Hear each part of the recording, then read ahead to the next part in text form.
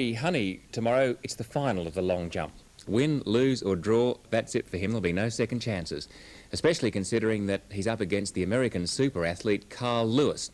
Carl Lewis comes first, always, or just about always anyway. So the smart money's on him for the gold medal for the long jump. But that hasn't clouded Gary Honey's hopes for a medal. For him, the colour just isn't important. It's the performance that matters.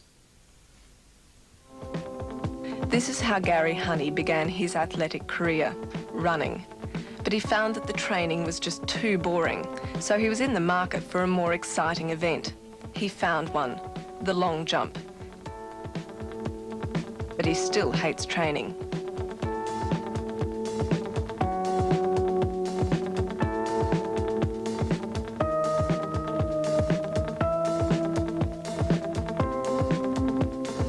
I like jumping and training, and I like sort of anything that involves the competition of jumping and landing and measuring it. I don't like weights that much, although I like lifting maximum sessions, but I don't like doing repetitions.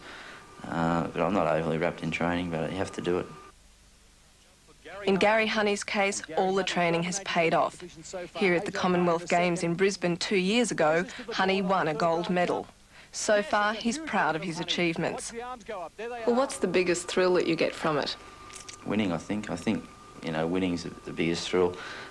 Being ranked in the top 5 in the world for 3 years in a row. No Australian's ever done that before in jumping. And they're the sort of thrills you look for. Well, what would it take to make you give it up now that you're at such a good standard? Well, if I started losing consistently, I think once you've sort of been a winner in something, I think it's very difficult to all of a sudden be confronted with losing consistently. And I think when I got to that stage, I think unlike a lot of boxers that try and make 5 million comebacks, I think I'd give it away and sort of bow out gracefully. But it's unlikely that he'll have to do that. 25 is considered young in a long jumper's lifetime. Well, the general train of thought was that you reached your peak around 26, 27. People like Carl Lewis and the Americans have tended to disprove that a little bit by hitting their peak very young, but when they do come out and hit their peak fairly young, they don't tend to last a long time. And I think that around about 27, you'll be up around your peak, so I think I've got a few good years left. This is the man he'll have to beat if he wants an Olympic gold medal, Carl Lewis. The difference in their abilities can be measured in centimetres, but their lifestyles are miles apart. I think Lewis is a full-time athlete, and he does nothing else really. He's probably training 2, maybe 3 times a day, and he can do that because of the lifestyle that he's got. I think he's quite well off now because of his successes. I think Lewis is an incredible talent, but he's also a very well-produced athlete. I think maybe 4 or 5 years ago they realised that he had a lot of talent, and they've brought him through so that he's had everything he's needed all the way through, unlike a lot of other people who've had to really fight for it.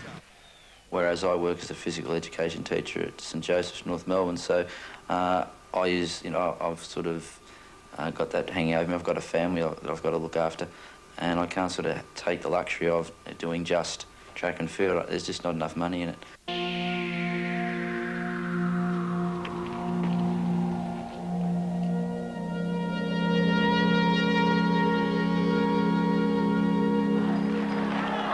Jumping's not the only sport in Honey's life. He's crazy about Australian rules football.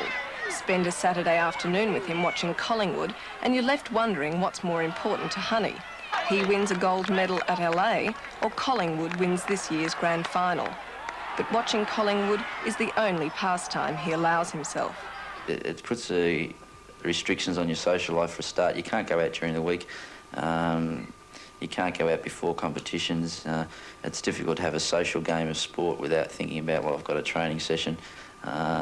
But apart from that, we seem to cope fairly well, and like when I retire, there'll be plenty of time for doing those sorts of things, I think. What are your chances like? Well, it's difficult. There's Carl Lewis, as everyone would know by now, well, he's going to be very difficult. I think if he jumps well on the day, I don't think anyone's going to beat him really.